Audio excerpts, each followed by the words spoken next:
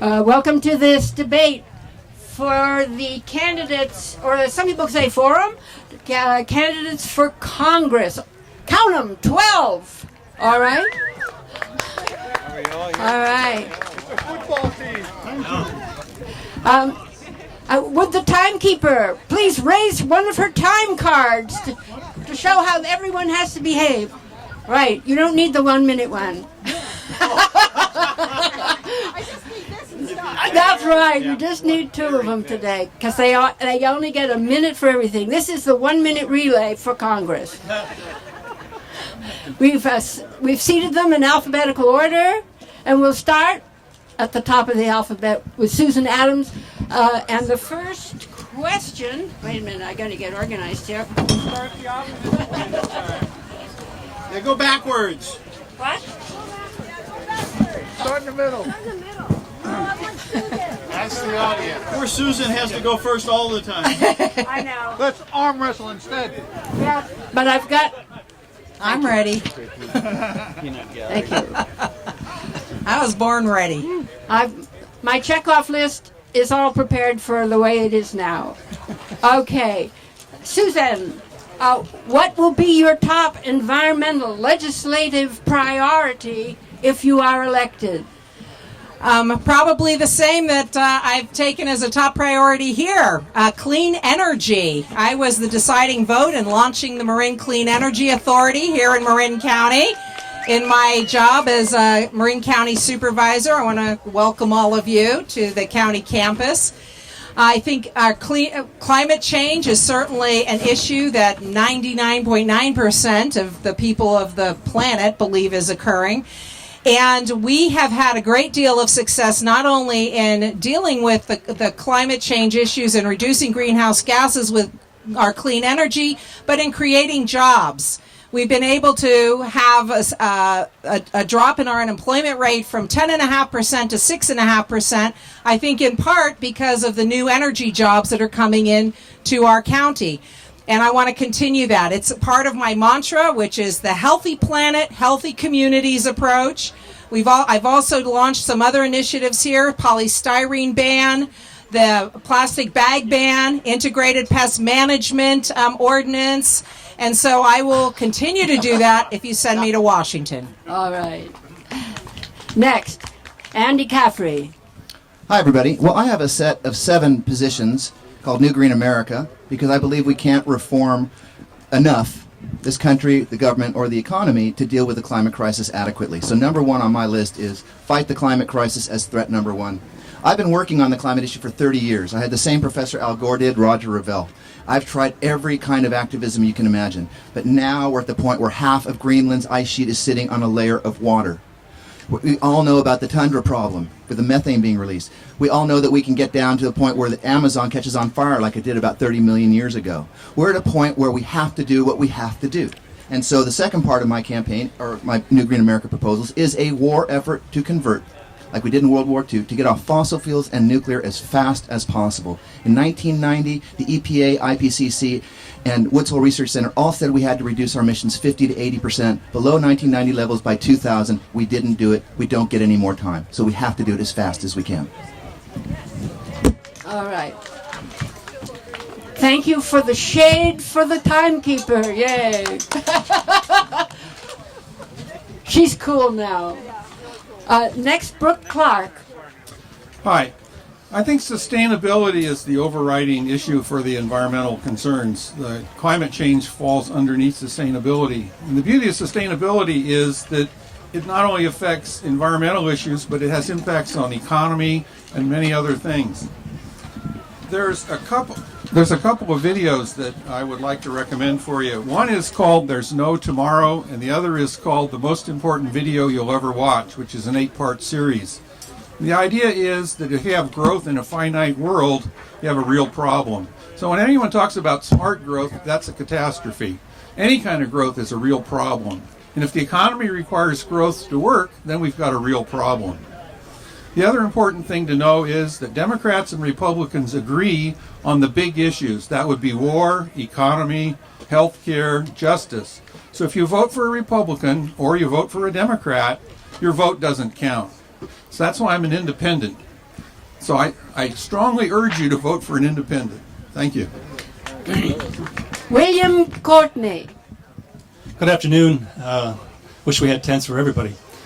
My first move was a Clean Energy Act. Then I realized Congress is never going to do this, so it needs to be a Clean Energy Amendment. We need to amend the Constitution because we all know that the oil industry owns Congress, and now with Citizens United, Kuwait sheiks in the Middle East can buy another congressman and keep the balance in a state where things will never move. If we don't stop the CO2 production, we have problems. As of the Scripps, who monitors CO2, as of the end of March, we're at 394 parts per million.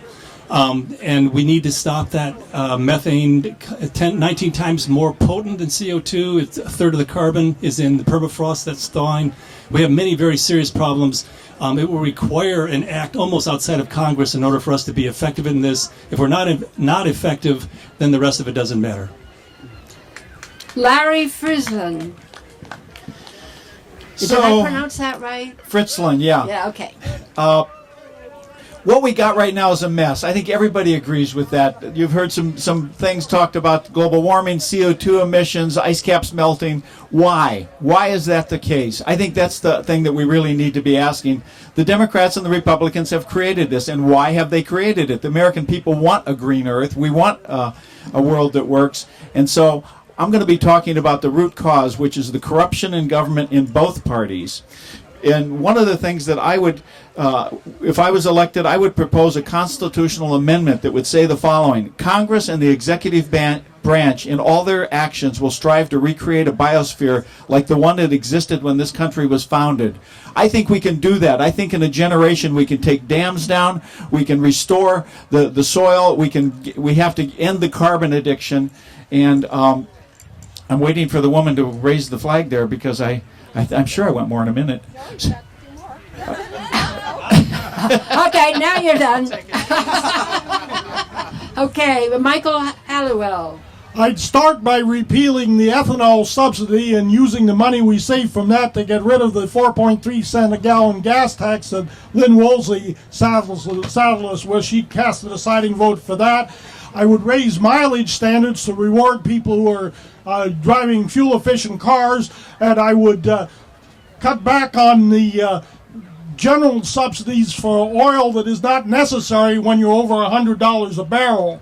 I would, in fact, support all of the renewables, and I particularly want to hold the line against offshore oil drilling and drilling in Anwar, not because I think it's necessarily going to cause environmental damage, but if we would leave that oil to the very last, then when the oil is even more expensive than it is now, then we'll be able to pay enough to extract it safely.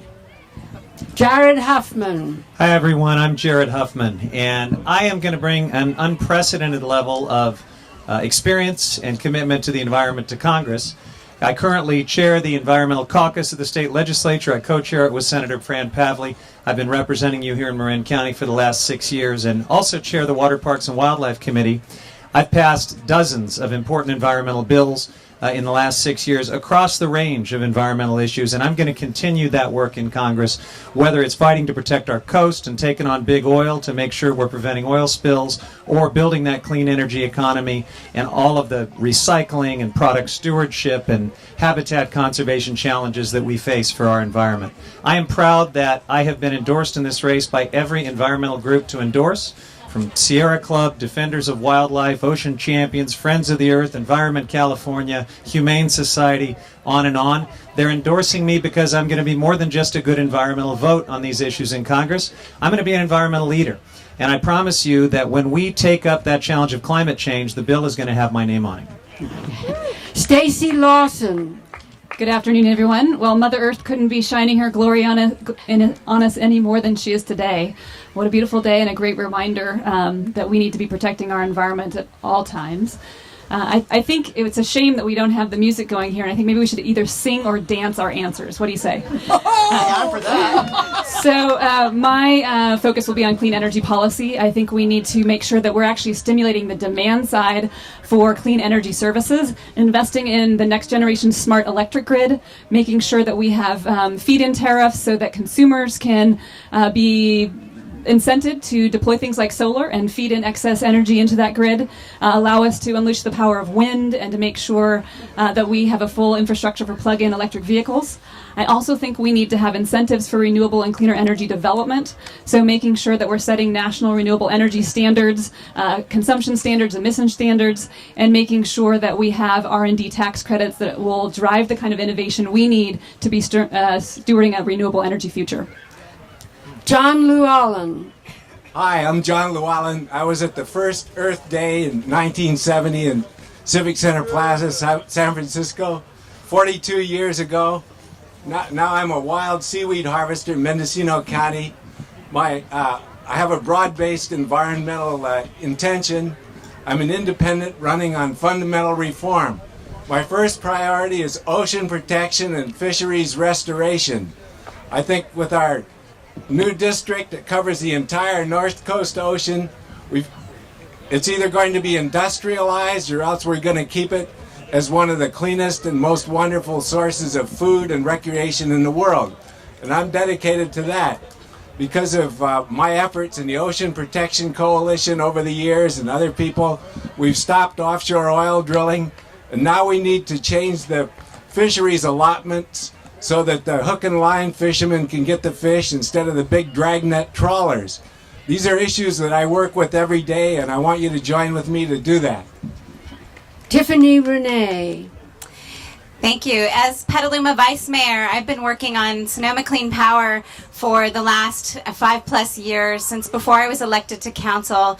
I'm one of the co-directors of the Regional Climate Protection Authority, where we've been working to bring Sonoma Clean Power to life, and it's moving forward with our Board of Supervisors. We've also been working on smart grid technology through some amazing grants, and I've been working very hard to protect our marshland and our air quality in Petaluma and fighting against the Dutra asphalt plant. It's an important issue not just for Petaluma but for the country. It sets a precedent on what's allowed within our communities, and we need to ensure that we have a strong EPA that will prevent things like this in the future. Additionally, I co-founded the Petaluma Grange, where we've been working on organic farming and sustainability, protecting our food systems from genetically modified organisms, and we'll continue to do that work in D.C. Daniel Roberts. Yes, thank you. Thank you for coming out. Thank you for having us. I am the only endorsed Republican candidate in this race, endorsed by the state of California, this county, Humboldt and Mendocino. And I have on the table over there, if you want to, on the way out or something, I have copies of the Constitution. I am running as a constitutional conservative, but the 10th Amendment limits the power of the federal government. It's been overlooked recently, but in terms of environmental measures, I would like to move the United States toward more use of natural gas. We have abundant supply, maybe 200 years worth. It's cleaner than most other sources. I would support alternative energy when on balance it makes economic sense. I don't think for the solar and the wind that there are technologies in place. Unfortunately, for job creation in those industries, yes, jobs have been created, the automotive, electric car, but they're in Finland or in China. So we have to sharpen our pencil and all that kind of thing. Thank you very much. And Norman Solomon. Thank you. Yes, I am Norman Solomon, and I bring to the table 4 decades now of environmental activism, research, and authorship. I founded actually the Institute for Public Accuracy. In 1998, we immediately began to fight for basic federal action on climate change and global warming before it was fashionable. I understand that deep green has to include being willing to challenge the prerogatives of Wall Street and to fight for democracy rather than corporate domination. Also, we've got to reprioritize our federal spending and investment on energy. And that means let's end these loan guarantees, tens of billions of dollars for nuclear power. We don't want nuclear power, we don't need it, and we need to shut it down. Also, we should recognize that the biggest institutional polluter on the planet is the U.S. military. And as the only candidate with experience in foreign policy in this race, I'm very well positioned to raise the coalitions necessary to challenge the Pentagon's pollutathon around the planet. Thanks very much. All right. Is there anyone who could go to that tent and ask them to be a little bit quiet because I think we're competing with them in the tent. Okay, the next question, Andy Caffey, you will start. How do you see the role of government regulation related to environmental issues? Andy? It's kind of a strange question. All right. How do you see the role of government regulation related to environmental issues? Well, until now, to the present day, it's just been a way of letting corporations get away with their deeds and making them seem like they're being regulated and protecting us. I mean, this is a complete failure. Look what's going on. I mean, well, I won't get into that now, but 30 years ago, I saw someone talk about alternative energy, and he thought corporations could do it, and it hasn't happened. Government has not been able to deal with the climate crisis at all. The Democrats and Republicans have completely failed us. The regulations are doing nothing. The corporatists are not going to solve these problems with their regulations. We have to get a new class of people in there, community leaders, environmental leaders, people who know their science and have a background of actually saving places. I helped save Headwaters Forest. I stopped genetically engineered microbes from being released anywhere on the planet by organizing against frostbite over in the East Bay in 1987 and brought down the company that did it, Advanced Genetic Sciences. Now I'm going for Monsanto. Brooke Clark. Yeah, there's a thing called regulatory capture. You can wiki this. And there's the EPA, the FCC, the SEC, the NRC. There's a list of like a dozen regulatory agencies who were founded with the idea that they were going to regulate the industries. But today, their job is to prevent criminal prosecution of those industries.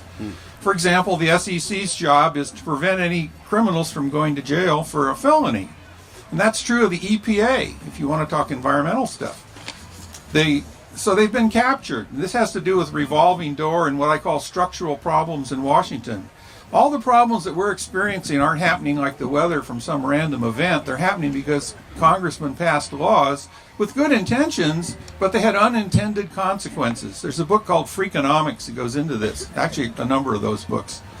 So what's happened is the things that we're suffering today are from bad laws on the books. And if we don't get those fixed, going forward is going to be very difficult. Thank you. William Courtney. While the rest of the world got together at Kyoto and reduced their emissions over the last 12 years by 14%, the United States has gone up by 16%. We have a coal legacy that we can't afford to fix. We've got an enormous number of these plants that are too old. There are new plants being put out now in Australia and China that are zero generation. Our first attempt this year is going to be at like 18%, still leaving 80% polluted. The problem with any of these methodologies is that when you put CO2, if you capture it, you've got a gas, you pump the gas on the ground, it comes back up, you asphyxiate 1,700 people. The technology is complex, and at the regulatory level, as I said, you've got an administration that's run by Halliburton, and you've got a Congress that's run by those oil interests. Nothing effective is going to be done there in Congress. We need term limits to get out the corporate career person. Go there for 2 to 4 years, do your best job, let someone else come in. That has been a mainstay of what I'm trying to do, and the environment will not be able to get the attention it needs until we do that. Larry Friesland. Government regulation. Today, in today's USA Today, here's an example of government regulation. Living in a lead fallout zone. Today, 13 states have lead that is in the soil that is too dangerous for children to play in. This is what government regulations have done. I agree with William and Andy here that this is really pretty straightforward.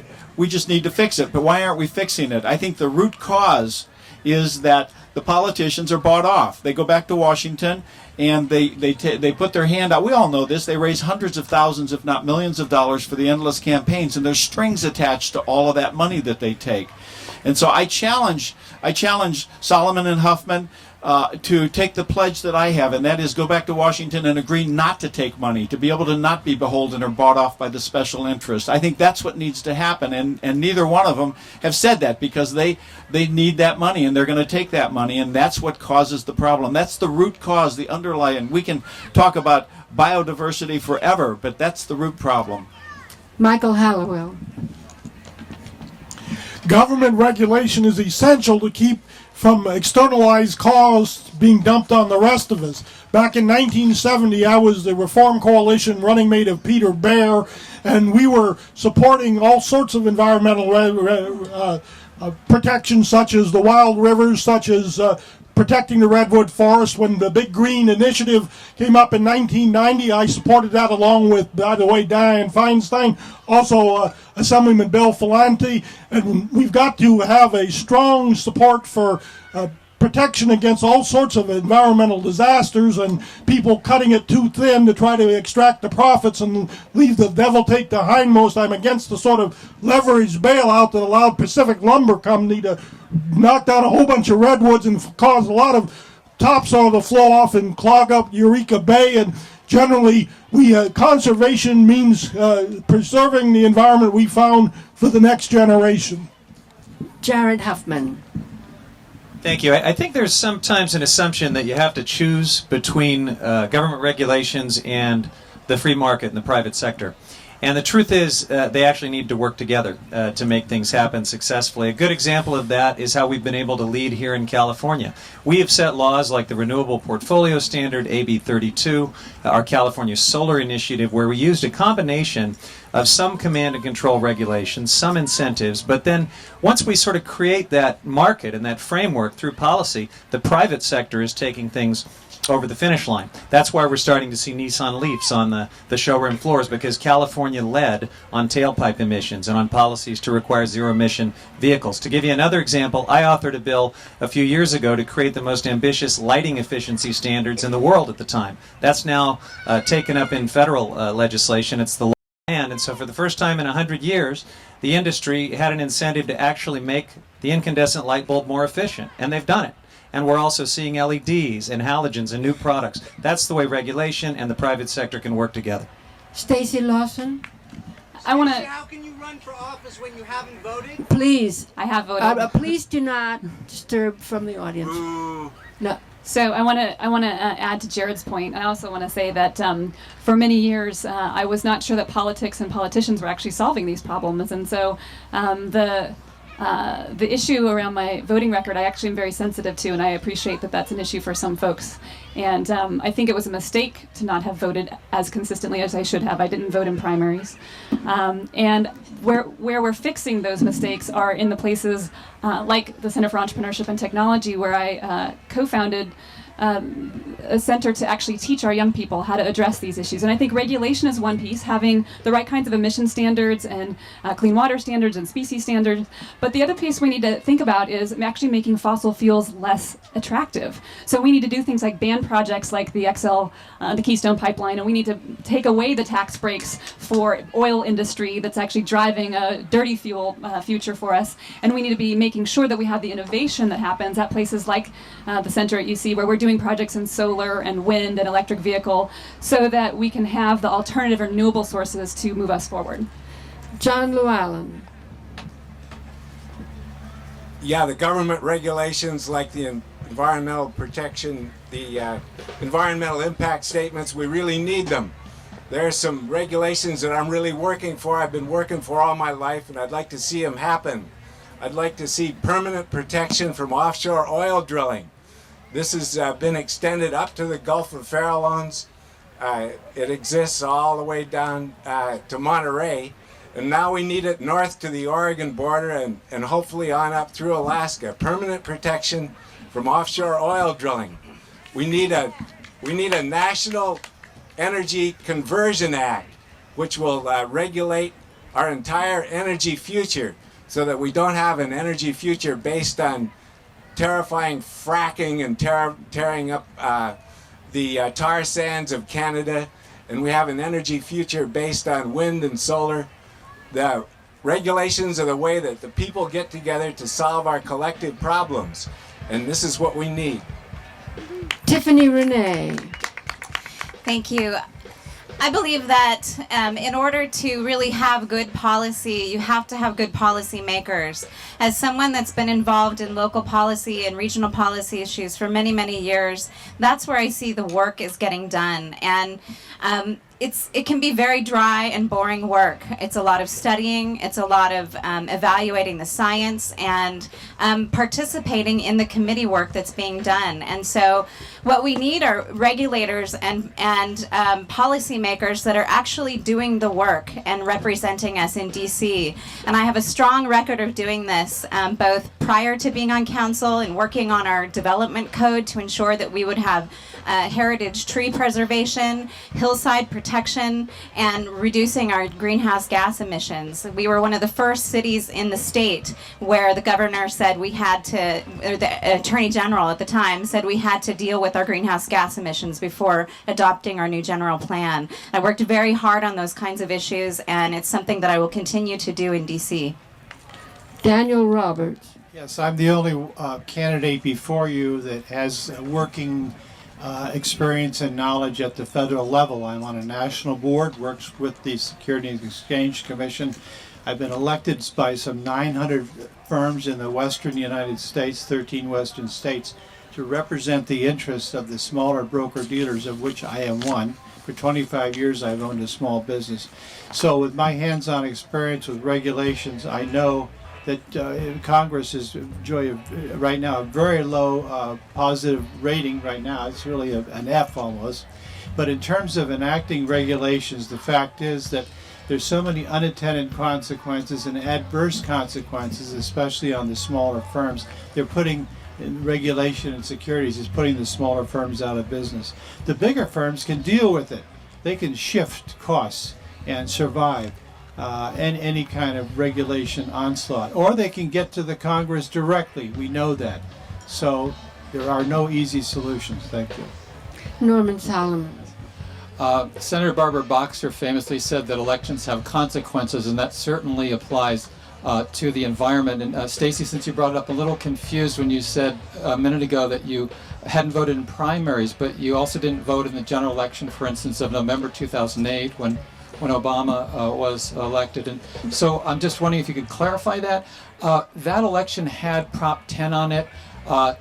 T. Boone Pickens shelled out millions and millions to try to do a corporate rip-off natural gas measure. Us environmentalists, millions of us around the state voted against it. That's why we didn't get stuck with it today. Call me old-fashioned, but I believe that regulatory agencies, state, local, and federal, should regulate. And our regulatory agencies should not be regulated by the corporations that they're supposed to be regulating. We saw it with the Gulf of Mexico disaster with oil, where pretty soon you had BP and other companies telling the EPA, telling your Interior Department how they and what they were going to do or not do to clean up that disaster that they created through lax regulation in the first place. Finally, I think it's very important that we not take corporate PAC money or lobbyist money. Our campaign refuses to do either. Susan Adams. Thank you. Well, for those of you that remember when the Clean Water Act was passed, there were rivers aflame from toxic pollution. And the regulatory agencies were there to help us determine what are the best ways to clean up these rivers. And as a result of the regulatory agencies, we have cleaner water, cleaner air. Our endangered species are paid attention to. There is an important role for regulation. The challenge comes when the one-size-fits-all approach from multiple agencies that aren't coordinated delay really good programs that could help us improve our programs. Right now in this county, I'm dealing with the loss of the George Lucas program. He dedicated 5,000 acres of open space, was going to do a $50 million watershed restoration that was top of the line, platinum LEED certified program, and shrunk what he was entitled to. And the number of regulatory agencies that were treating him the same as they would a polluter made it very challenging, as well as the threat of litigation. So I think we do need to figure out how to coordinate so that the good guys are rewarded and the bad guys are taken care of. Okay. I want somebody brought me up. Somebody in the audience brought me up a question, and I wanted to explain that the questions that I am reading were developed by the managers of it, and we may not have time because it takes us about 15 minutes to go through one question. The next one is, if elected, would you support policies to advance a transition to renewable energy? And we start with Brooke Clark. Yes. I think one of the things I'd like to see happen is to cut the defense budget by 50% and shut down the foreign military bases. But the defense industry has some really bright people if they're directed to the right things, and that's one of the things that I think that they would be very good at. I'd like to just say a little bit about the economy. That socialism was tried about 100 years after the Wealth of Nations was written by Adam Smith. Capitalism came first. After about 100 years, Marx and Engels came up with socialism, and that ran for a while and it failed. Capitalism is now failing, if you haven't noticed. And the reason is that, what Adam Smith said is greed will work, and there's an invisible hand that's going to make it good for society. Well, there is no invisible hand. So the whole basis of this free market idea is false. If you watch the movie A Beautiful Mind, thank you. Thank you. William Courtney. Transition, I think we need a stronger term than that. Al Gore, if he had not been overrun by the 5-4 Supreme Court, could have been involved in a transition. An inconvenient truth has turned into an ugly fact that we need to address. And if we don't address it, then all the rest of our squabbling really comes to naught. So a transition, yes, rapid transition. And the problem is when you have an oil-run Congress, transitions are not possible. So we need term limits for everyone. We've got to get the corporate Congress people out of there. We've got to bring in new people. In the absence of that, the seats are held, bought, sold, and now that the Supreme Court has given Citizens United the right to bring in outside oil to sustain that, progress will not be made. We'll talk about it, we'll play about it, it'll never be happen. We need an amendment to demand it, and obviously Congress is not going to be doing that, so that's going to be done by the people.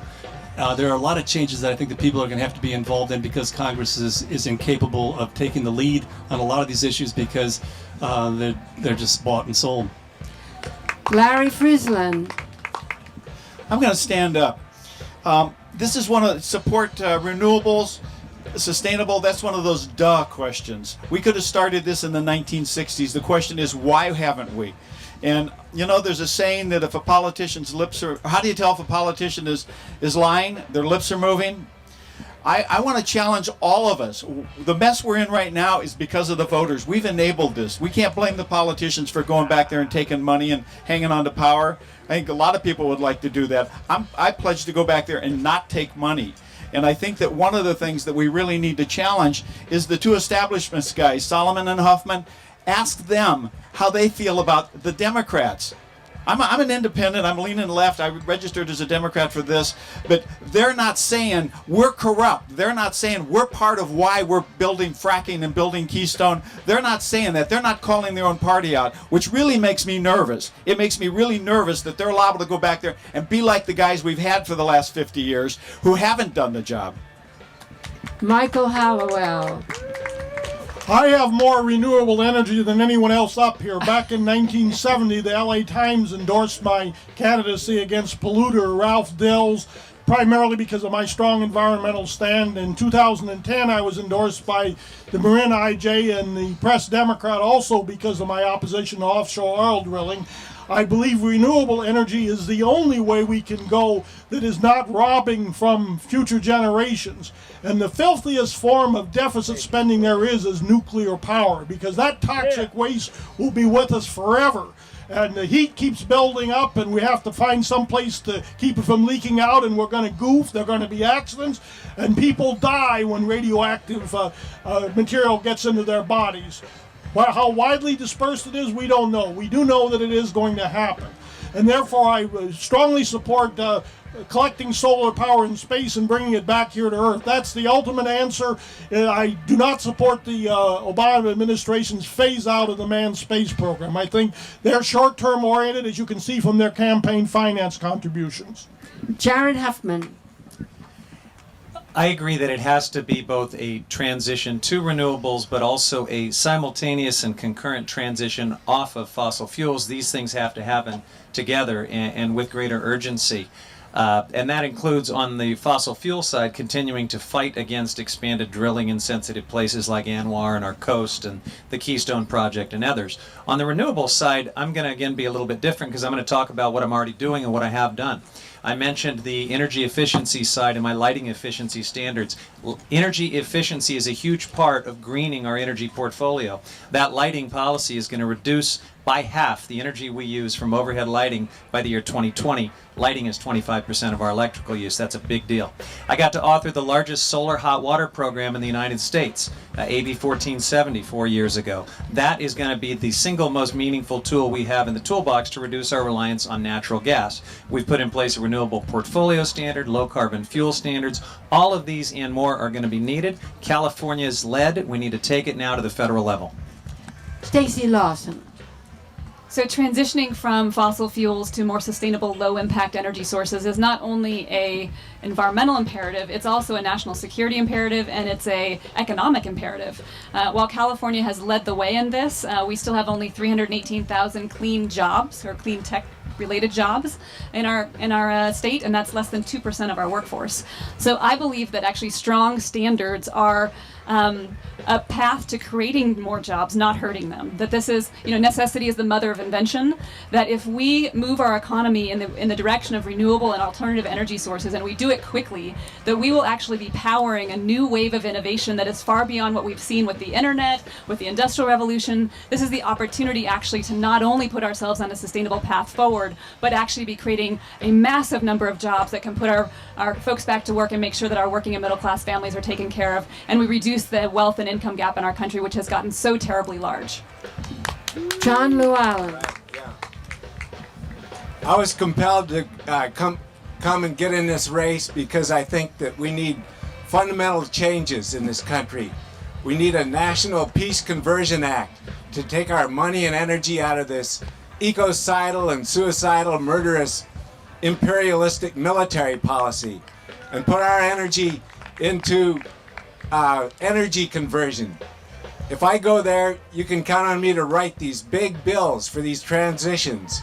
A National Energy Conversion Act that takes the energy that we have now from petroleum and moves us into the era of wind and solar and other renewable energy, and completely phases out the nuclear, which is really deadly to us. And I really think that this Fukushima needs an international approach to cap this Fukushima, because it's still polluting us. And so we really have to move forward on that, and that's why I'm in this race. Tiffany Renee.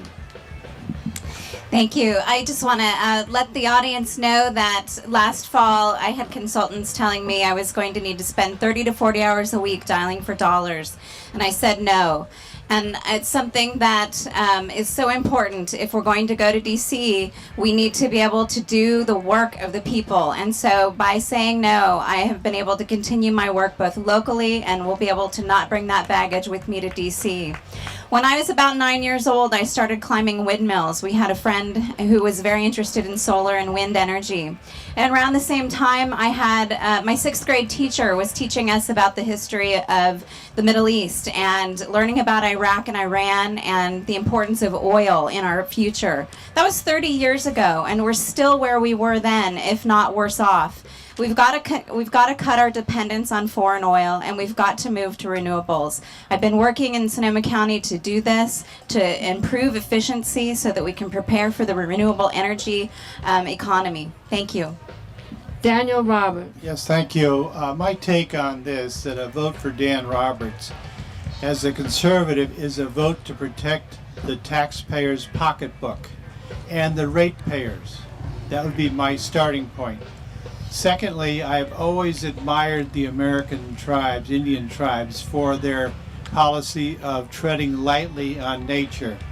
So I'm very much in favor, I think as most of us are, alternative energy sources. But remember, if you move too quickly, if the science isn't in place and the costs are not competitive, then it's going to raise the cost of energy, and we are in a low-cost energy environment. That's how we've succeeded. So if you want to trade jobs for alternative energy, then be that, but I'd rather see jobs and economic recovery come our way. And no more Cylindras. The Energy Department has been pouring out your money for these failures, and there's more to come. Thank you. Norman Solomon. If we're going to have a green, sustainable future, then we have to have massive public investment in renewables. That means we got to cut military spending, tax Wall Street, and invest in solar, appropriately cited wind, and conservation. Conservation is the most important word in a sane energy policy for the next generations. And the reality is that as an independent progressive Democrat, I've got my feet on the ground and my eyes on our ideals, and we need both to be practical and to pursue what the next generations and the planet really need. And so when we hear the head of our own party talking about clean coal, how oxymoronic can you get? Letting Monsanto set GMO policy at USDA, all the subsidies and loan guarantees for nuclear power, Wall Street friendly cap and trade proposals. That's not the future we need as an independent progressive Democrat. I want to push for genuine renewable policies for the future. Susan Adams. The answer is yes, I will support the transition, but in fact, all government is local. Everything that's delivered to our communities happens at the local level. And as the person who was the deciding vote with my colleague, my late departed colleague, Supervisor Charles McGlashan, on the Marin Energy Authority, I took a lot of heat in the re-election, and PG&E launched a Monopoly Protection Act to try to prevent us from doing the kind of work that we need. But we won there. We need to get out of this war, $10 billion a month spending in the Middle East on a failed war effort that can be reinvested back into our local economy, the huge subsidies to the oil industry at a time when they're making more money than ever in their history during a deep recession. I've been endorsed by the Sierra Club. I'm very proud of that. Nurses still have an 85% approval rating. So I'm hoping that my Healthy Planet, Healthy Communities approach, my pragmatic more than dogmatic approach to problem solving, and my public record will demonstrate to you that I'm the one for the job. Andy Caffrey. The foundation of my campaign is conversion. In fact, I wrote the plan that John Lennon was asking for.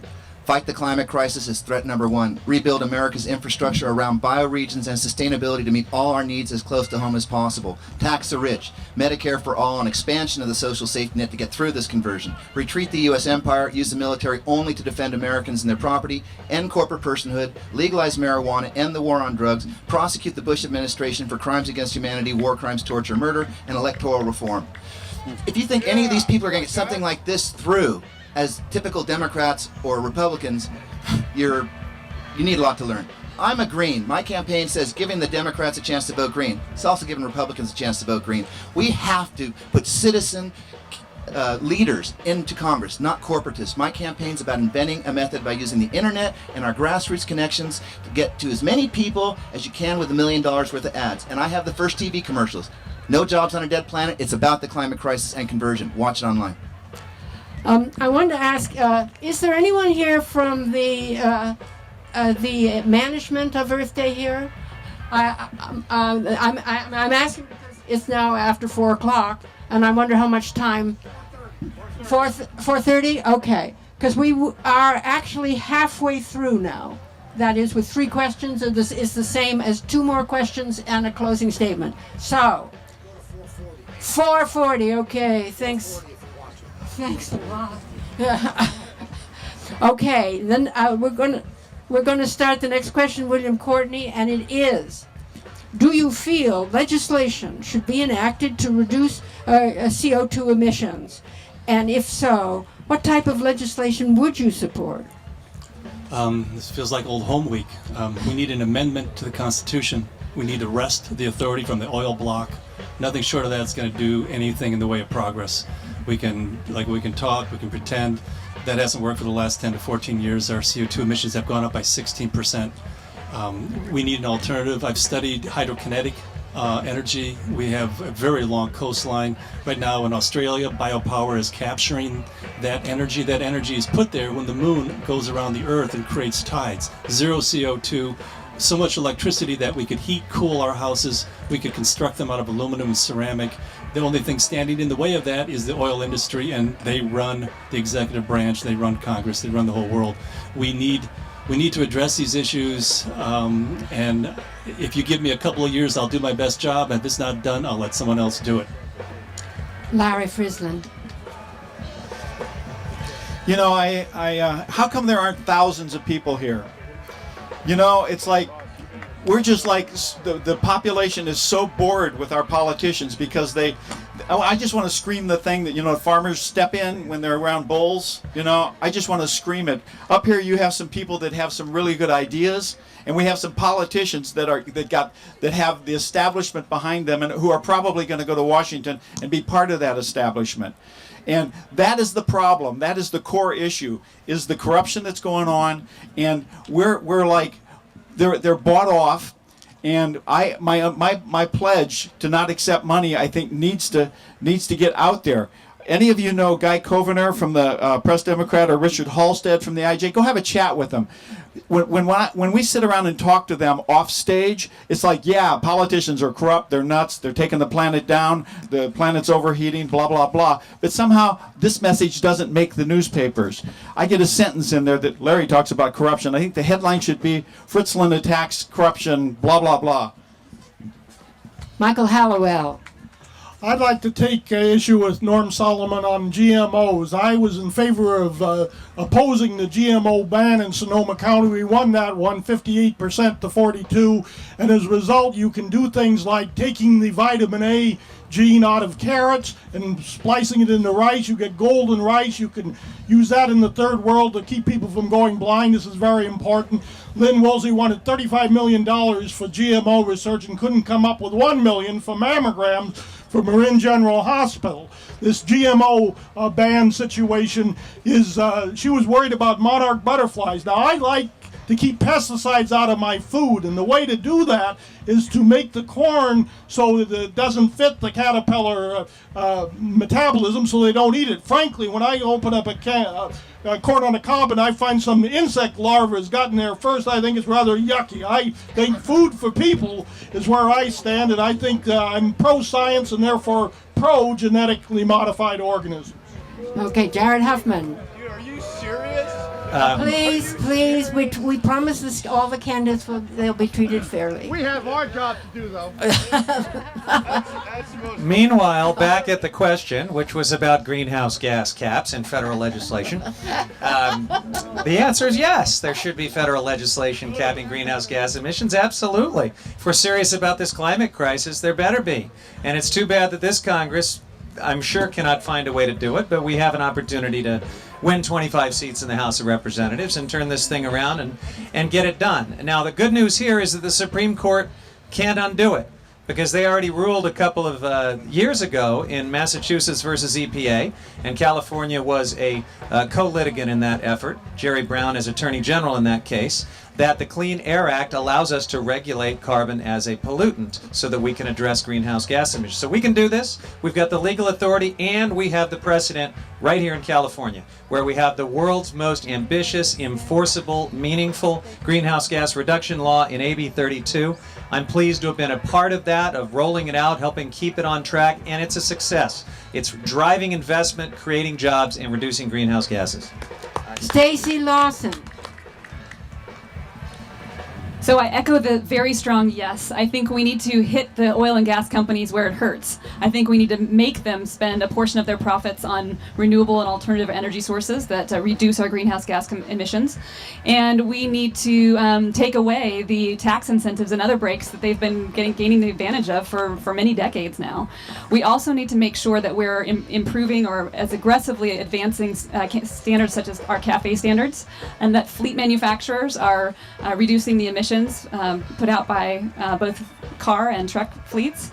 And we need to be investing in clean energy sources. So the more we invest in innovation and driving forward economic clean energy options like solar and wind, that will drive consumer demand, and making sure that more and more of us are actually demanding those kinds of affordable clean energy sources in the marketplace. And I think what we haven't done so far, we've focused on the supply side, but we have not focused on the demand side. And that's where investments like in our smart energy grid, feed-in tariffs, and other incentives will allow us to drive that demand faster in the marketplace. John Llewellyn. Yes, we really need limitations on carbon emissions set by the government, mileage standards, requirements to companies like PG&E to convert to non-polluting energy sources. These are all regulations we need. I do not favor this cap and trade scam where people are trading carbon futures. I think that doesn't work. It's a way of dodging the problem and creating more toxic assets that are worthless. We really don't need that approach. We need to have a complete energy conversion plan, which includes strict limitations on carbon production and a lot of incentives to put in wind and solar, and to really move us into the new energy future that we and our children deserve. Tiffany Renee. Thank you. In Sonoma County and with the Association of Area Governments, I've been working to produce policies around local growth that are focused on infill development, reducing vehicle miles traveled, and more of the smart growth, transit-oriented design. One of the challenges that the country is facing is a huge percentage of our carbon emissions come from cars, and so it's reducing the car use that is really essential in future growth, and then addressing the issues of local and regional planning. We've got a real problem when the funding that we receive for affordable housing is tied to growth numbers, and it's sort of a backwards way of dealing with it. And what we need to do is start putting some teeth to the local environmental policies that are creating the congestion in the first place. Daniel Roberts. Thank you. I do recognize that additional CO2 emissions can to some degree raise global temperatures, but I don't think it's to the extent that we are driven off fossil fuels now. And I would favor private sectors. I favor private sector solutions to these issues rather than forcing a measure which could lead to a $10 a gallon gasoline. Is that what we really want here? Yes. Yeah, good. That's the path you're going to go, right? I don't think most people agree with you on that, but that's the way we're going. And plus, underlying the energy cost underlies most of our products, so it feeds through everything that we manufacture from distillates. So with that, I would say finally that I am independent enough. This is an important measure that I can reach across the aisle and form consensus. Thank you. Norman Solomon. I disagree with my Republican opponent here. I mean, good for you to reach across the aisle, but don't pull us in the right-wing direction that allows corporations to set energy policy, because we've seen where that leads. I believe in the truism that is profound that the cleanest kilowatt is the one that we don't use. That's where conservation is just so crucial. We haven't had federal policy really hammer it home with the public investment and resources that are essential with very tough and realistic fuel efficiency standards, insulation, retrofitting, rooftop solar, and so forth. Cap and dividend is a very intriguing and I think valuable approach. The Senators Cantwell-Collins bill, cap and dividend, where we have equitable distribution of tax revenues where carbon is taxed from the get-go. And let's get real, we've got to tax carbon. That's really essential, rather than cap and trade, which Wall Street, under the usual incarnations of those proposals, can game the system. If you like derivatives and credit default swaps, you'd love that kind of cap and trade. Susan Adams. So the answer is yes. We should not only be addressing our carbon emissions, but the other toxic emissions that are also causing us lung disease. And I want to just take a different tract here and say, but we have a global issue to deal with. We should start by signing up for the Kyoto Principles. We have not joined our other international communities in making a commitment to the climate change and greenhouse gas issues. And when we live on a little blue marble that's floating around the universe, and China is burning toxic dioxins and Fukushima is leaking nuclear, we're all affected by that. That air and those waters come to our shores. So we need to work better with our foreign neighbors. We also, this has implications for our trade policies and how we do imports and exports in this country. We have a gyre of plastic that's circulating in the Pacific Ocean that is causing some problems. And in Marin County, we've taken an approach locally to address those issues. It happens locally. Susan, Thank you. Andy Caffrey. I had the same professor Al Gore had, Roger Revelle, and he started measuring CO2 the year I was born, 1957. I'm 54. And CO2 then was 315 parts per million.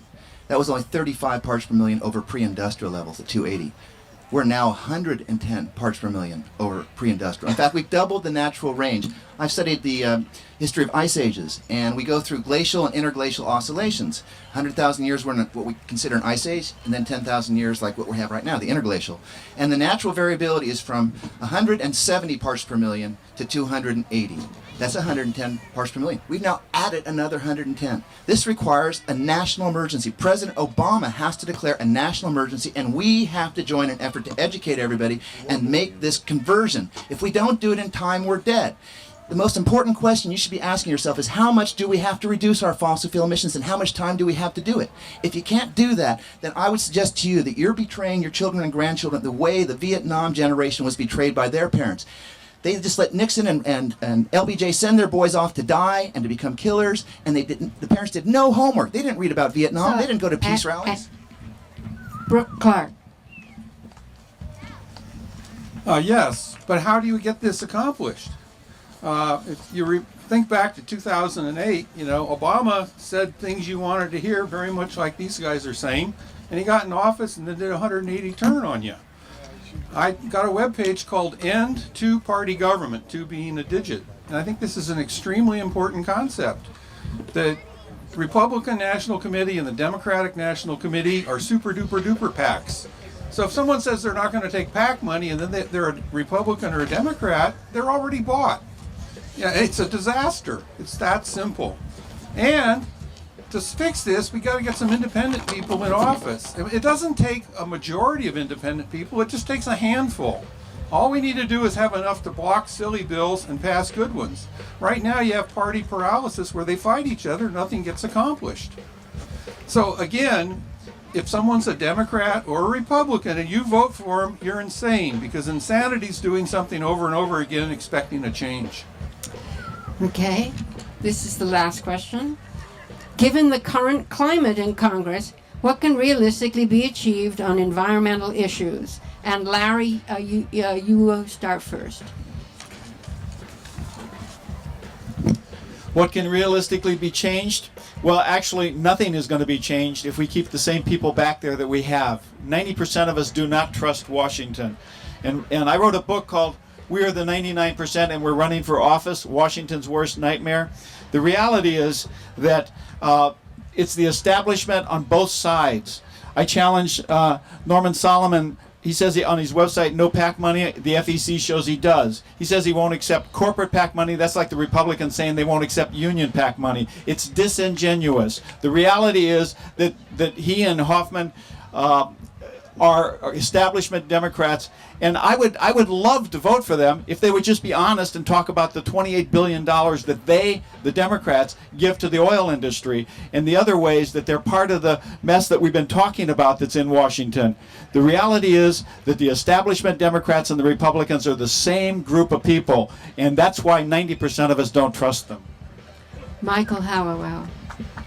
What can change Washington is electing a Peter Bear, Bill Falanti type conservationist Republican in the tradition of Theodore Roosevelt from a Democratic district, just like it was Democratic when these two other Republican predecessors I mentioned were able to win in this area. The environment is the important issue. I would have a mandate with a cross-party coalition when I come in there, and because of that I could work with people who are in districts more like mine so we can reach some common ground. What is essential is to try to have a little bit of marginal districts that come back and forth between the two parties, not have this election turn out to be another founding of a dynasty so we can have somebody in here for 20 years. I'm not going to be in there for 20 years. I'm going to be on the top of the target list should I win this time, and that's what we need is political accountability, and cross-party coalitions are a key to that. Jared Huffman. Well, let's be clear about the current Congress. You're not going to get a lot done for the environment in this Congress. That's just the reality. Right now, it's going to be about playing defense. I know something about that because I was a senior attorney at NRDC, the Natural Resources Defense Council, during the Bush years, and it was all about defense. As a state legislator, I've had to play some defense at times, but I've also had a chance to play offense at times and pass some affirmatively good environmental policy. There's going to be a window of opportunity as Congress shifts, as this administration hopefully is reelected, and we will have an opportunity to move into offense. But right now, it's stopping things like the Republican House's attempt to eliminate the EPA, to eliminate the Clean Water Act, to pass terrible bills like H.R. 1837, which I've been fighting against for months, that would upend California water law and exempt Westlands and other Delta exporters from the Endangered Species Act. I have played defense and I have won. I have played offense and I have won. I'm ready to go to Congress, and whichever way is called for, I will be prepared, experienced, and effective for our environment. Stacey Lawson. With 9% approval ratings in Congress right now, I think we hear, not only on this panel, but up and down the district, how disenchanted people are with career politicians. That clearly those that are in Congress today aren't getting the job done, and our Sacramento and Washington elite are not solving the problems we need to save this planet. And so I think it's really, really important that we start to consider candidates who come from a cross-section of our society, who've actually been working in the trenches, not only creating jobs and building enduring institutions, educating our youth, doing clean energy work, and allowing them a voice in what is now a very dysfunctional Congress. And so that's what I hope to do. That's the kind of candidate I hope to be, someone who has a very broad record of service and has been fighting for these issues around the environment and clean energy, around solar and wind and new battery technologies, home retrofitting and electric vehicle. And those are the projects that I've been working on for over a decade now. And those are the kinds of things that I want you to consider as you consider your next congressperson. Let's get a new generation of leaders in Congress and make sure we're solving these problems. John Llewellyn. If you send me, John Llewellyn, to Congress, it will be a fundamental revolution in American politics. I'm an independent. I'm operating on about a $10,000 budget for this campaign. I'm determined to achieve fundamental reform. I work with the Occupy movement. I work with the environmental movement. Thanks a lot. Okay, then we're going to start the next question, William Courtney, and it is: do you feel legislation should be enacted to reduce CO2 emissions? And if so, what type of legislation would you support? This feels like old home week. We need an amendment to the Constitution. We need to wrest the authority from the oil bloc. Nothing short of that is going to do anything in the way of progress. We can talk, we can pretend. That hasn't worked for the last 10 to 14 years. Our CO2 emissions have gone up by 16%. We need an alternative. I've studied hydrokinetic energy. We have a very long coastline. Right now in Australia, biopower is capturing that energy. That energy is put there when the moon goes around the Earth and creates tides. Zero CO2. So much electricity that we could heat, cool our houses. We could construct them out of aluminum and ceramic. The only thing standing in the way of that is the oil industry, and they run the executive branch, they run Congress, they run the whole world. We need to address these issues, and if you give me a couple of years, I'll do my best job. If it's not done, I'll let someone else do it. Larry Frisland. You know, how come there aren't thousands of people here? You know, it's like we're just like the population is so bored with our politicians because they I just want to scream the thing that, farmers step in when they're around bulls. I just want to scream it. Up here you have some people that have some really good ideas, and we have some politicians that have the establishment behind them and who are probably going to go to Washington and be part of that establishment. And that is the problem. That is the core issue, is the corruption that's going on, and we're like they're bought off. And my pledge to not accept money, I think, needs to get out there. Any of you know Guy Covener from the Press Democrat or Richard Halstead from the IJ? Go have a chat with them. When we sit around and talk to them off stage, it's like, yeah, politicians are corrupt, they're nuts, they're taking the planet down, the planet's overheating, blah, blah, blah. But somehow this message doesn't make the newspapers. I get a sentence in there that Larry talks about corruption. I think the headline should be, Fritzland attacks corruption, blah, blah, blah. Michael Hallowell. I'd like to take issue with Norm Solomon on GMOs. I was in favor of opposing the GMO ban in Sonoma County. We won that one 58% to 42%. And as a result, you can do things like taking the vitamin A gene out of carrots and splicing it into rice. You get golden rice. You can use that in the third world to keep people from going blind. This is very important. Lynn Woolsey wanted $35 million for GMO research and couldn't come up with $1 million for mammograms for Marin General Hospital. This GMO ban situation is, she was worried about monarch butterflies. Now, I like to keep pesticides out of my food, and the way to do that is to make the corn so that it doesn't fit the caterpillar metabolism, so they don't eat it. Frankly, when I open up a corn on the cob and I find some insect larva has gotten there first, I think it's rather yucky. I think food for people is where I stand, and I think I'm pro-science and therefore pro-genetically modified organisms. Okay, Jared Huffman. Are you serious? Please, we promise this, all the candidates they'll be treated fairly. We have our job to do, though. Meanwhile, back at the question, which was about greenhouse gas caps in federal legislation, the answer is yes. There should be federal legislation capping greenhouse gas emissions. Absolutely. If we're serious about this climate crisis, there better be.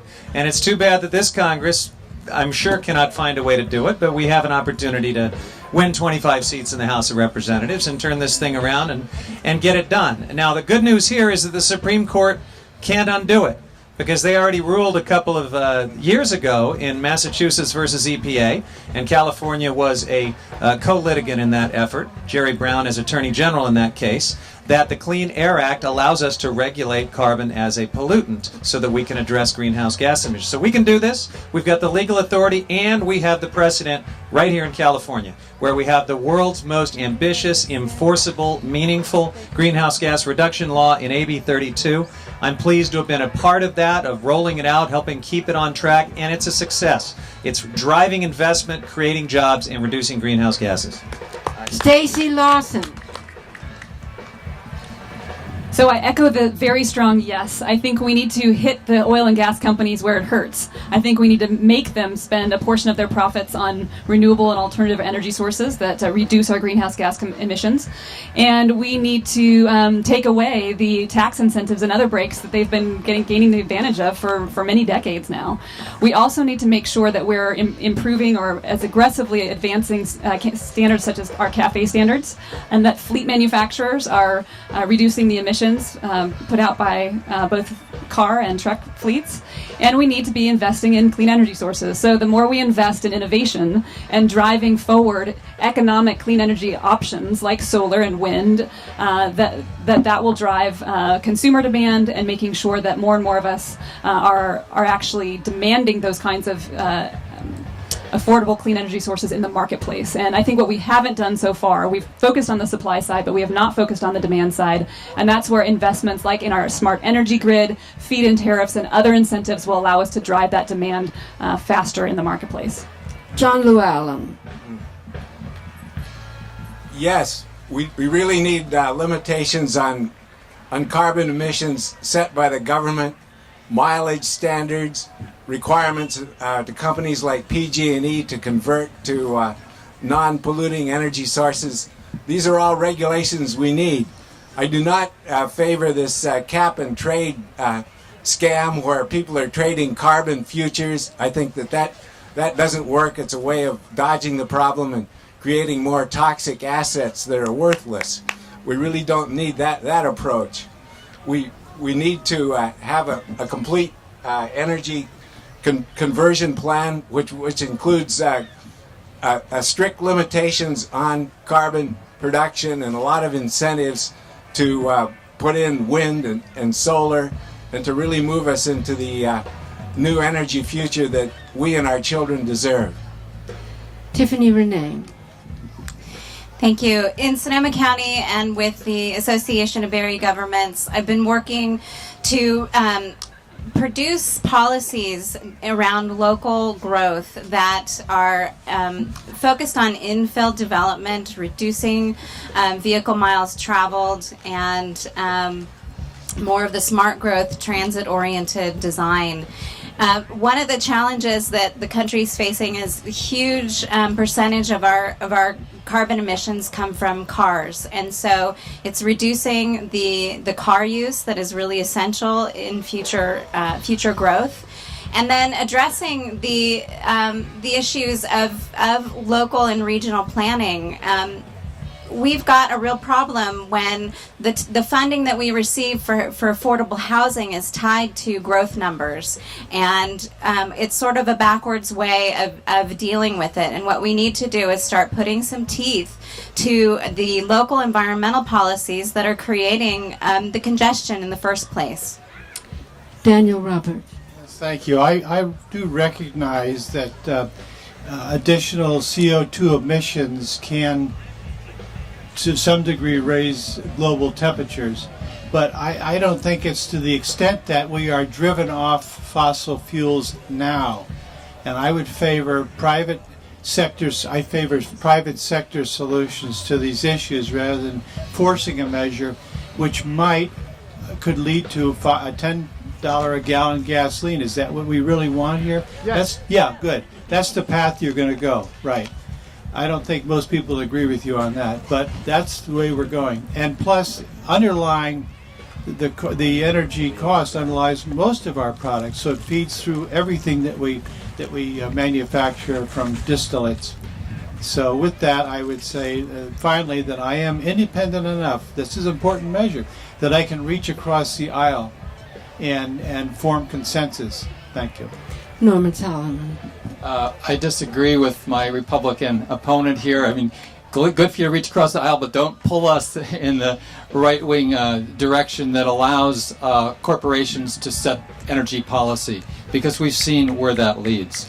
I believe in the truism that is profound, that the cleanest kilowatt is the one that we don't use. That's where conservation is just so crucial. We haven't had federal policy really hammer it home with the public investment and resources that are essential with very tough and realistic fuel efficiency standards, insulation, retrofitting, rooftop solar, and so forth.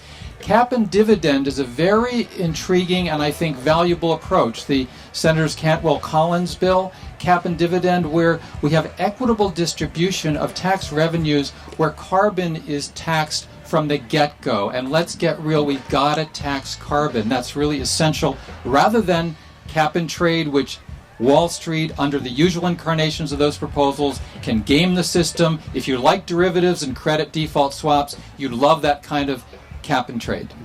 Susan Adams. So the answer is yes. We should not only be addressing our carbon emissions, but the other toxic emissions that are also causing us lung disease. And I want to just take a different tract here and say, but we have a global issue to deal with. We should start by signing up for the Kyoto Principles. We have not joined our other international communities in making a commitment to the climate change and greenhouse gas issues. And when we live on a little blue marble that's floating around the universe, and China is burning toxic dioxins and Fukushima is leaking nuclear, we're all affected by that. That air and those waters come to our shores. So we need to work better with our foreign neighbors. We also, this has implications for our trade policies and how we do imports and exports in this country. We have a gyre of plastic that's circulating in the Pacific Ocean that is causing some problems. And in Marin County, we've taken an approach locally to address those issues. It happens locally. Susan. Thank you. Andy Caffrey. I had the same professor Al Gore had, Roger Revelle, and he started measuring CO2 the year I was born, 1957. I'm 54. And CO2 then was 315 parts per million. That was only 35 parts per million over pre-industrial levels at 280. We're now 110 parts per million over pre-industrial. In fact, we've doubled the natural range. I've studied the history of ice ages, and we go through glacial and interglacial oscillations. 100,000 years we're in what we consider an ice age, and then 10,000 years like what we have right now, the interglacial. And the natural variability is from 170 parts per million to 280. That's 110 parts per million. We've now added another 110. This requires a national emergency. President Obama has to declare a national emergency, and we have to join an effort to educate everybody and make this conversion. If we don't do it in time, we're dead. The most important question you should be asking yourself is how much do we have to reduce our fossil fuel emissions and how much time do we have to do it? If you can't do that, then I would suggest to you that you're betraying your children and grandchildren the way the Vietnam generation was betrayed by their parents. They just let Nixon and LBJ send their boys off to die and to become killers, and the parents did no homework. They didn't read about Vietnam. They didn't go to peace rallies. Brooke Clark. Yes, but how do you get this accomplished? If you think back to 2008, Obama said things you wanted to hear, very much like these guys are saying, and he got in office and then did a 180 turn on you. I got a webpage called End Two-Party Government, 2 being a digit, and I think this is an extremely important concept. The Republican National Committee and the Democratic National Committee are super-duper-duper PACs. So if someone says they're not going to take PAC money and then they're a Republican or a Democrat, they're already bought. Yeah, it's a disaster. It's that simple. And to fix this, we got to get some independent people in office. It doesn't take a majority of independent people. It just takes a handful. All we need to do is have enough to block silly bills and pass good ones. Right now you have party paralysis where they fight each other, nothing gets accomplished. So again, if someone's a Democrat or a Republican and you vote for them, you're insane, because insanity is doing something over and over again expecting a change. Okay, this is the last question. Given the current climate in Congress, what can realistically be achieved on environmental issues? And Larry, you start first. What can realistically be changed? Well, actually, nothing is going to be changed if we keep the same people back there that we have. 90% of us do not trust Washington. And I wrote a book called We Are the 99% and We're Running for Office, Washington's Worst Nightmare. The reality is that it's the establishment on both sides. I challenge Norman Solomon. He says on his website, no PAC money. The FEC shows he does. He says he won't accept corporate PAC money. That's like the Republicans saying they won't accept union PAC money. It's disingenuous. The reality is that he and Hoffman are establishment Democrats, and I would love to vote for them if they would just be honest and talk about the $28 billion that the Democrats, give to the oil industry and the other ways that they're part of the mess that we've been talking about that's in Washington.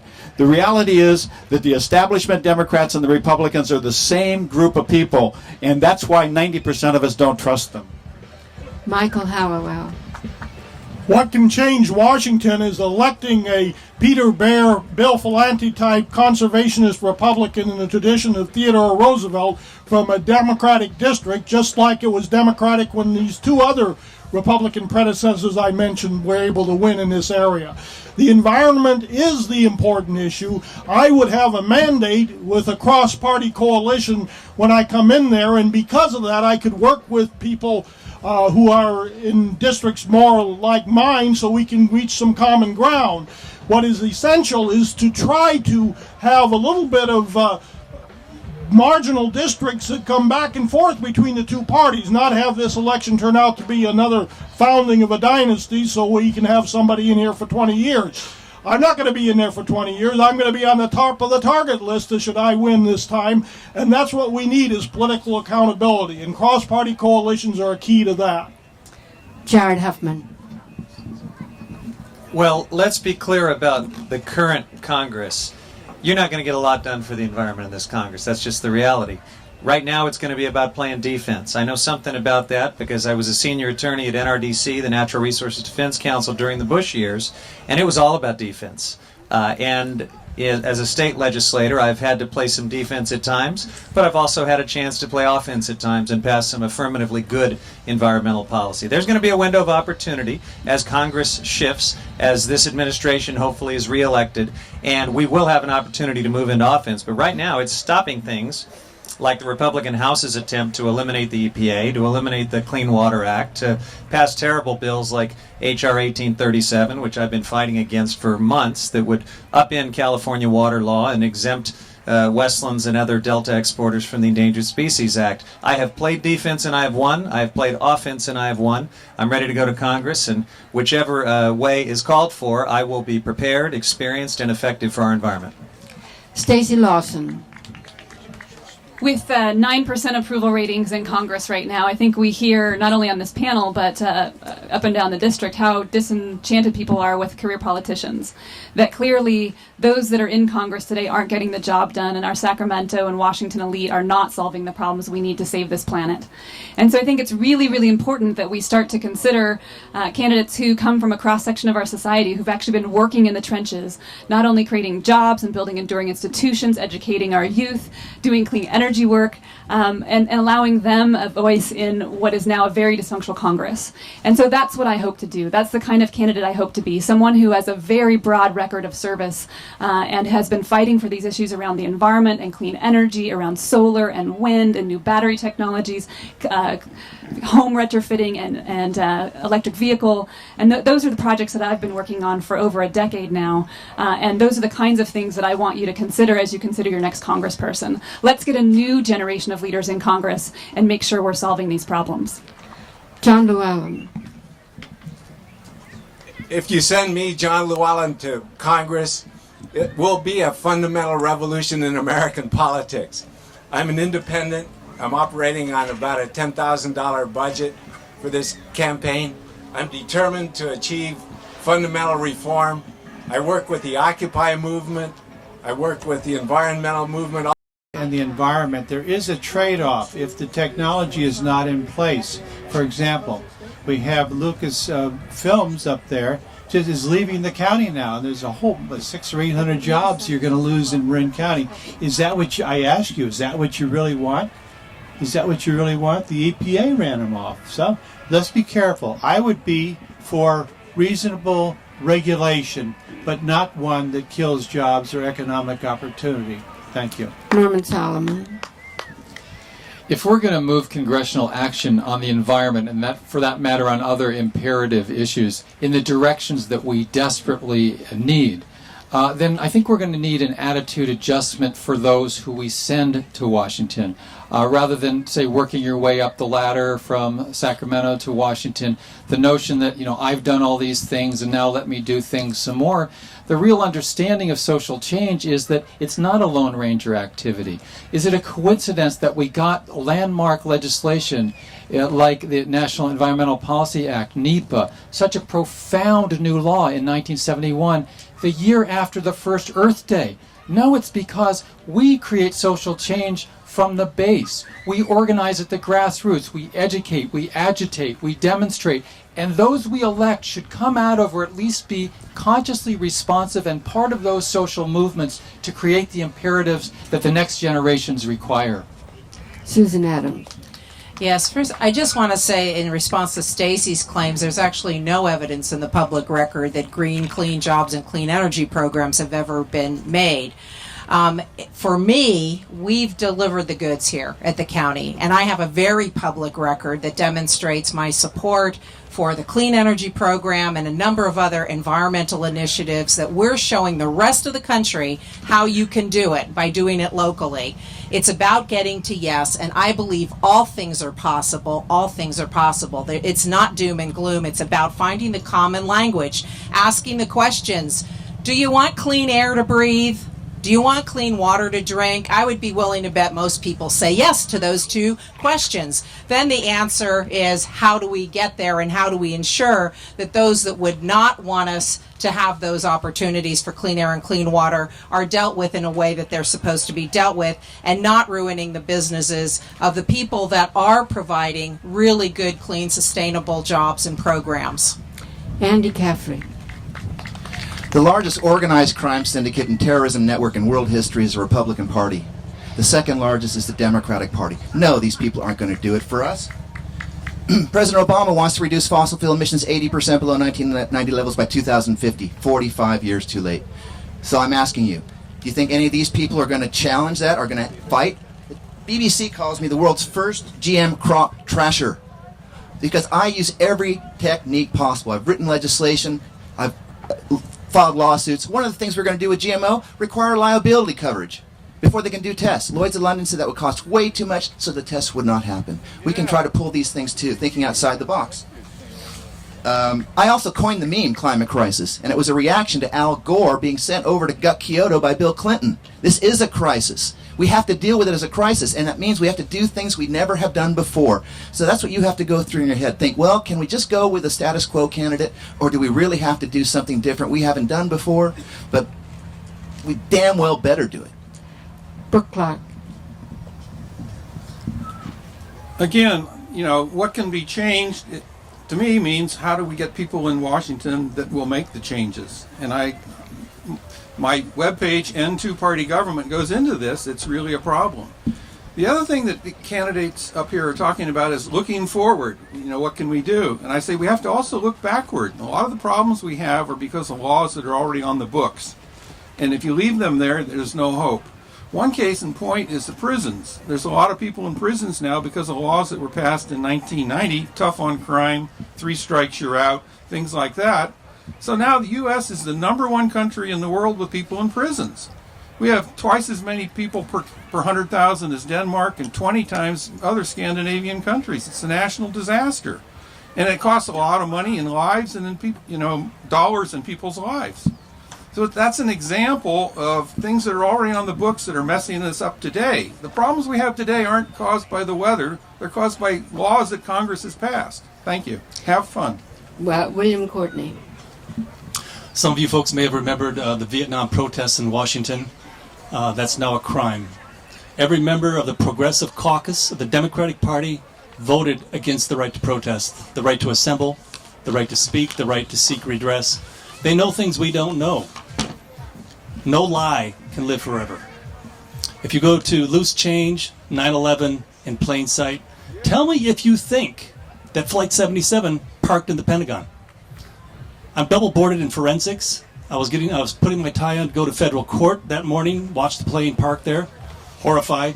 Took me a long time to kind of really want to believe that it was anything other than a foreign threat.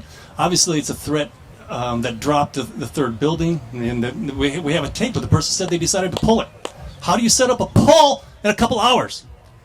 There's a lot of planning that went into that, and that really creates the terror that has lost all of our civil liberties. This is the National Defense Authorization Act. December 31st, New Year's Eve. Read it. The candidates are going to make closing statements now. For the sake of people who aren't here, I want you to know that this debate and another one that took place last week will be available online, either at the website of the League of Women Voters, the Community Media Center of Marin, or smartvoter.org. All right, we'll reverse the order, and the first to make a closing statement will be Norman Solomon. Thank you. I appreciate the chance for us to all talk together. I may have some aptitude to speak, but it doesn't include summarizing 44 years of environmental and social justice work in 60 seconds. So I just want to ask you to go to our website, solomonforcongress.com, and you'll get a lot of details on my background, my work, and the program. The reality is that we're facing profound ecological crises. And the usual way of doing it, I think we sense and know, and sometimes we're outraged by the fact that the direction we're going in is totally wrong in terms of what's happening with the planet and the destruction that's taking place in so many ways. The ameliorative reforms that we can point to have mitigated, but overall, from a planetary standpoint, the toxins, climate change most profoundly, this is unacceptable for the next generations. As I like to say, I have my feet on the ground and my eyes on our ideals. I think both are necessary, and I think I bring to this race a unique capacity to combine the practical and the visionary. Thanks very much, and please visit on the site SolomonForCongress.com. Thank you very much. Daniel Roberts. Yes, again, thanks for coming out and listening to us. So a little bit about myself. We probably haven't met before, but I'm a 40-year resident of the district. I was involved in 1980 with Barry Hibben cleaning up the Richardson Bay, trying to make sense out of the houseboat mess down there, which was polluting the bay. Cleaned up the Belloc Lagoon about 20 years ago. I see they're doing it again shortly. So helped clean up the Audubon house in Tiburon recently. So I don't come late to this party, and I just didn't move into the neighborhood. Being a resident 40 years, raising 3 boys, partly as a single parent. So I know the pressures on the family and the pressures on running a small business, the pressures on the business. I'm running an economic recovery and jobs program. Dan Roberts, FOR, DanRobertsForCongress.com. My message is different than the other messages here today, but I give you a choice. Thank you. Tiffany Renee. Thank you. As Petaluma Vice Mayor, I am someone that can go to D.C., having 20 plus years of experience working in my community, going back even farther, fighting for the environment. My parents were environmental activists. We fought against the Rancho Seco and many other issues in the Sacramento area. I have experience, and it takes experience to be able to go to DC and get the work done. And I have the education. I have a bachelor's in women's studies with a focus in science. I'm very interested in ensuring that the next generation has good science, technology, engineering, and math education behind them. This is what's going to make sure that our environmental policies stick.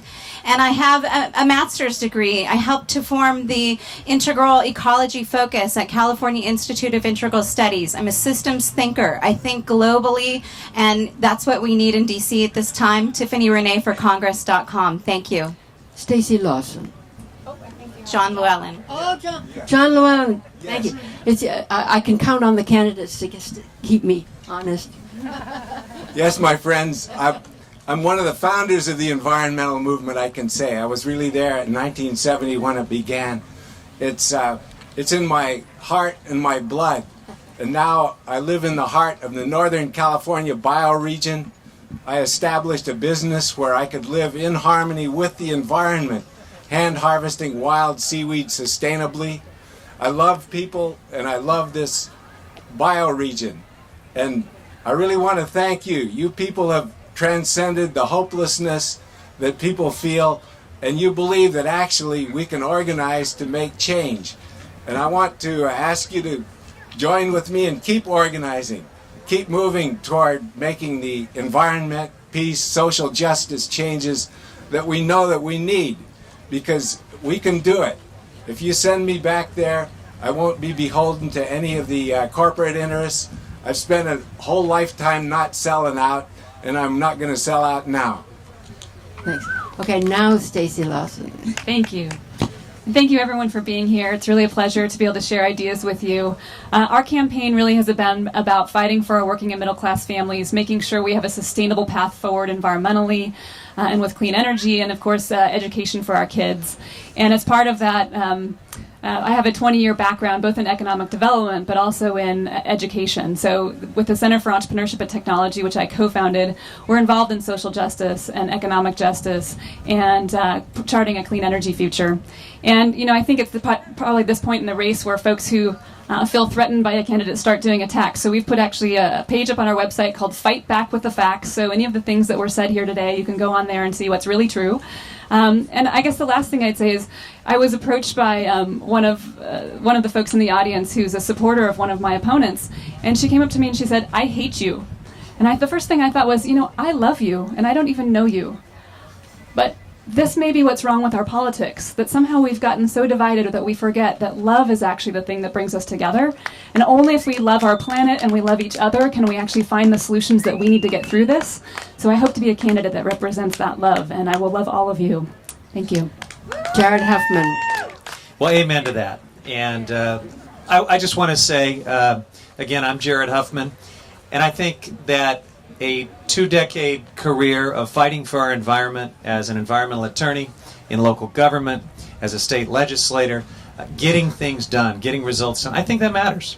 Because this is a serious decision. This is about who's going to represent you in Congress, potentially for a number of years, folks. And it's not about who can turn the best phrase or come up with the most interesting theatrics in these forums.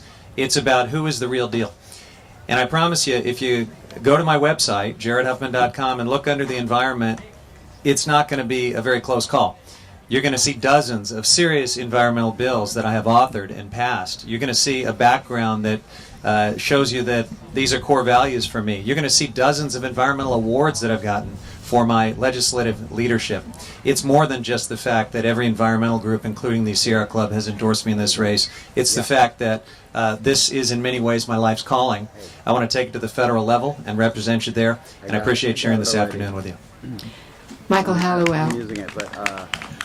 I took a pass on the carbon dioxide question because I felt that carbon dioxide is the least dangerous pollutant there is. We all exhale carbon dioxide. The planetary system for recycling carbon dioxide is the rain causes carbonic acid to form. It gets into the oceans, combines with dissolved minerals, and becomes carbonate rock. You close the loop, and that is, in fact, a lot better than nuclear radioactive isotopes, a lot better than oil spills, a lot better than most of the other alternatives. What the Republican Party that I believe in is for decentralization of power. That's what Teddy Roosevelt stood for. We are the party of small business, not the party of the large Wall Street contributors. By the way, you know what happened to financing of presidential campaigns? Obama happened to it. He killed it. And he killed it by not living up to his pledge that he would stay on that system. And he outspent his Republican opponent 2-1. So much for the idea that we're the party of big business. Larry Friesland. I'm a marriage and family therapist here in the county, and I've been one for almost 20 years, and I know what dysfunctional systems are, and this is one of them. We know right now the acidification of the ocean, the polar ice caps melting, the permafrost threat. We're on the Titanic. And what I hear is my opponents up here, some of them, it feels like they're rearranging the furniture. They're not freaking out. I'm freaking out. I'm scared to death. It's what's going on. And the Republicans and the Democrats are on the same page on this. The Democrats, why do the Democrats support drilling fracking in the Keystone? Up here we sound all green, but the reality is that Harry Reid and Obama are signing off on this. And if we know why the Republicans are, because of the corporations. It's the unions. It's the special interests. And I'm going there to not take any money. I get to stand up and not spend 20 to 30 hours a week dialing for dollars. I get to work. And the reality is that these guys up here that are talking about the party is, our party's better than the other party, watch out. William Courtney. Where'd he go? He's not here. Took off. Oh, okay. His bus just left. Brooke Clark. Yeah, this is an extremely important race. This is an open race because there's no incumbent in this race. It's a very rare thing. Almost all the other races, there's an incumbent. If there's an incumbent, he wins, and your vote doesn't count. This is a place where your vote really does count. It's extremely important, and it may never happen again in our lifetimes. So I want to emphasize again, check out my webpage, End Two-Party Government. If we have a two-party government, we're doomed. It's just that simple. There's no other answer to that. I was born in San Francisco. I've lived in California all my life. I'm a multi-generation California person. My mother was a Stanford grad. She went there on a scholarship. My father was an artist. And I think I've got the best of both of them. I've got brains and creativity. It's something we need in Washington. Also, I can think and reason, which I think seems to be lacking. My master's degree is in engineering, and I have a web-based business where I design and build products. Thank you very much, and have fun. That's the important thing. Susan Adams. No. How about Andy Caffrey? Oh, Lord, I think... Do I get 2 minutes? Because William's my friend. Hey, besides Larry, is anybody else here freaked out about the climate crisis, the ecological meltdown, the collapsing economy, or the destruction of our democracy and public infrastructure? Well, the other candidates here are acting as if there is no climate crisis. Two of them, Huffman and Lawson, want to be another Mike Thompson. Susan and Tiffany and Norman want to be another Lynn Woolsey. Well, look at where we are right now. It's not good enough. I want to go in there and be a Michael Moore or an Amy Goodman on the House floor, calling out the Democrats every time they sell us out. Because what they've done is let the Republicans frame everything. We need to reframe it, and we need to reframe it to the American people. In fact, I have a new meme. Green climate deniers, the ones who acknowledge that there is a climate crisis, but don't act as if there was one. They don't have politics that are one. If Jerry can only offer a defense at this point, it's all over. So I would suggest to you that if these other candidates win, it's over. I'm the only one. If you don't see the problem, you're not going to find a solution. I'm the only one who's done the math, has worked on it for 30 years, and can fight for the solutions. Okay, sorry. Susan Adams. Well, those are easy claims to make, Andy, but those of us that know what it takes to get that extra vote, to get a policy over the finish line, have the experience. Also, I would just say to Stacy that truth-telling is important, and we need to have verifiable facts about claims that are made, and I have a very public record. I have the experience that money can't buy. 33 years as a nurse, as an educator, I'm a mother and a grandmother and a healer, and I brought that vision with me to 10 years of local government, being on the forefront of some very exciting and innovative local government issues related to clean energy, removing plastics, GMO elimination for our agricultural programs, integrated pest management programs. I have delivered the goods, and I'll continue to do that. I'd also like to add that with less than 17% of our elected body being women in Congress, that may be part of the problem. That we need a little more gender balance there so that women can deal with family issues and the earth. I want you to visit my website, susanadamsforcongress.com, and I hope you'll vote for me. Okay, that ends the forum. Thanks to Trish Hibben, our timekeeper, and thanks for the candidates for their excellent participation. Thank you to the candidates. Thank you for all attending this forum. Get out and vote. Happy Earth Day. Once we take down the stage, we will be having our final band perform, and that will be the Earth Day All-Stars.